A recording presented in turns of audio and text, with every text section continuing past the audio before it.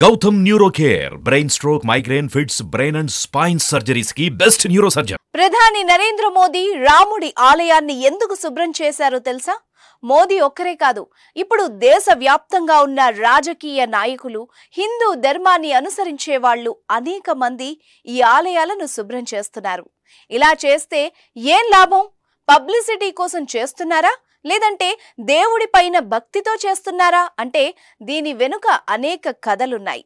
ఇప్పుడు మాత్రం గత 500 ఏళ్లుగా ఎదురు చూస్తున్న ఒక దైవ కార్యం నిజరూపం అవుతున్నందుకు మాత్రమే ఈ ఆలయ పరిశుభ్రత అనే కార్యక్రమానికి ప్రాచుర్యం పెరిగింది. స్వయంగా ప్రధానమంత్రి మోదీనే దగ్గరుండి ఈ ఆలయాల పరిశుభ్రతను ప్రారంభించారు. నాసిక్ లోని కాలారాం ఆలయంలో ఆయన రాముల వారికి సేవలు చేశారు. స్వయంగా తనే ఆలయాన్ని శుభ్రం చేశారు. స్వచ్ఛమైన మనసు కావాలి అంటే మనం ఆరాధించే దేవుని ఆలయాన్ని కూడా స్వచ్ఛంగా ఉంచాలన్న ఉద్దేశంతో మొదలైన ఈ సాంప్రదాయం ఇప్పుడు దేశవ్యాప్తంగా కొనసాగుతోంది. देश के तीर्थ स्थानों की मंदिरों की साफ सफाई करें, स्वच्छता का अभियान चलाएं। परिसर में सफाई करने का सौभाग्य मिला है. అయోధ్యలో రాములోరి విగ్రహ ప్రాణ ప్రతిష్ఠ సందర్భంగా దేశంలోని అన్ని ఆలయాలను పరిశుభ్రంగా ఉంచాలన్న ఈ కార్యక్రమాన్ని బషీర్బాగ్ చౌరస్తాలో ఉన్న కనకదుర్గమ్మ ఆలయంలో కొనసాగించారు కేంద్ర మంత్రి కిషన్ రెడ్డి. అమ్మవారి ఆలయాన్ని ఆయన శుభ్రం చేశారు. స్వయంగా చీపురు పట్టి గుడిని క్లీన్ చేశారు.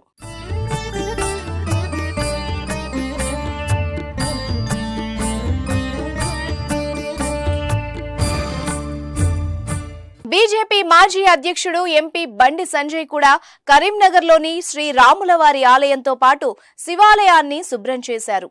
గుడిని శుభ్రం చేస్తే మనిషి తన ఆత్మను తాను శుభ్రం చేసుకున్నట్టే అని చెప్పుకొచ్చారు.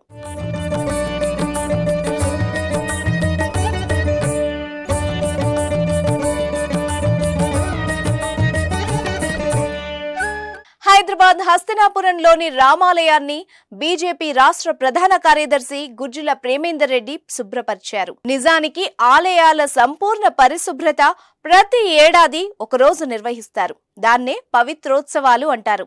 ఏడాది పొడవునా ప్రతి ఆలయానికి అనేక మంది భక్తులు వచ్చి వెళ్తూ ఉంటారు. అలాంటి వారి వల్ల ఆలయం మైలపడుతుంది.